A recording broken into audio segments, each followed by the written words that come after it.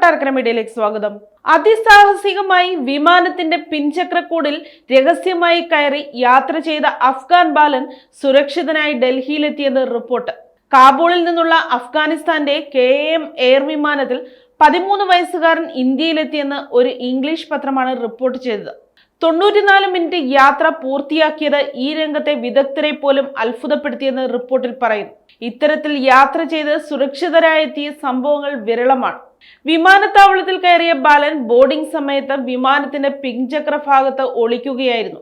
കാബൂളിലെ വിമാനത്താവളത്തിൽ നിന്ന് ഞായറാഴ്ച രാവിലെ 8:46 പുറപ്പെട്ട വിമാനം 10:20 ഇന്ദിരാഗാന്ധി അന്താരാഷ്ട്ര വിമാനത്താവളത്തിലെത്തി.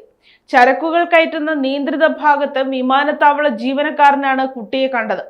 ടേക്ക് ഓഫിന് ശേഷം വീൽ ബേയുടെ വാതിൽ തുറന്നിട്ടുണ്ടാകുമെന്നും ചക്രം പിൻവാങ്ങുകയും കതക് അടയുകയും ചെയ്തപ്പോൾ കുട്ടി ഇടയിലെ എൻക്ലോസ്ഡ് ഭാഗത്ത് കടന്നിരിക്കാമെന്നുമാണ് ഒരു നിഗമനം.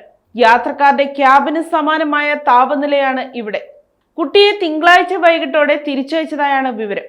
ഇന്ത്യൻ വ്യോമാതിർത്തിയിൽ റിപ്പോർട്ട് ചെയ്യപ്പെടുന്ന രണ്ടാമത്തെ രഹസ്യ വിമാന യാത്രയാണിത്.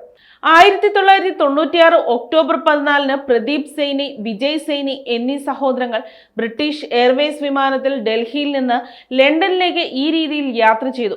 ലണ്ടനിലെത്തിയപ്പോൾ വിജയ് സൈനി മരിച്ചിരുന്നു. പ്രദീപ് രക്ഷപ്പെട്ടു.